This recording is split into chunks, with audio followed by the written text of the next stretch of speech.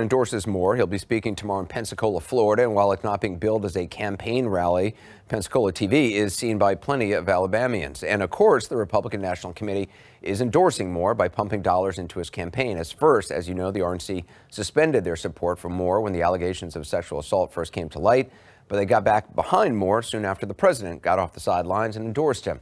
Since that happened Monday night, we've been asking someone from the RNC to come on the program. They've declined each day, so we sent Randy Kay to see if she could get them to talk, and she joins us now from Washington. So, did they talk?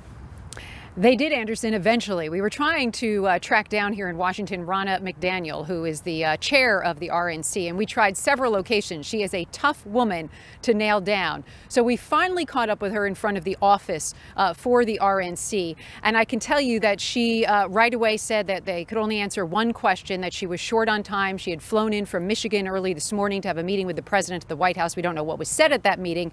So we were told, once again, short on time, only one question. Well, of course, as you can imagine, we had a whole lot more than just one question for her. But this is how the conversation went.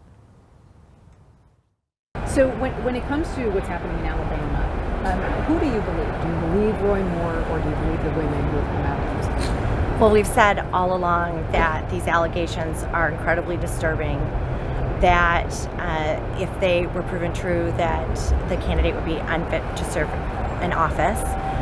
But it's up to the voters of Alabama right now. This is democracy. They're going to see this play out. They get to make that decision. It's not up to me.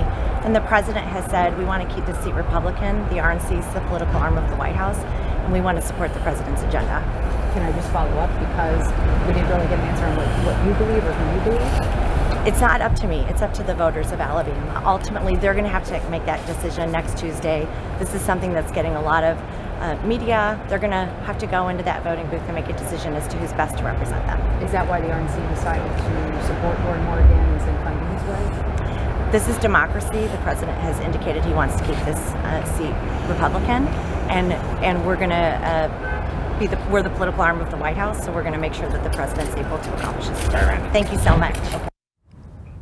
And once again, Anderson, now Roya Mura has said that the Alabama voters are going to be the judge and jury of Roya Mura. She didn't really expand on that today. And one other thing we noticed that she didn't mention today is the candidate's name. In that conversation, she referred to Roya Mura as the candidate. She never actually said his name, which we thought was interesting. We were also able to confirm just how much funding the RNC, the National RNC, has sent to Roya Mura and his campaign. Two payments, one of $50,000, Anderson, and one of $120,000. So a total of $170,000 from the RNC, Anderson.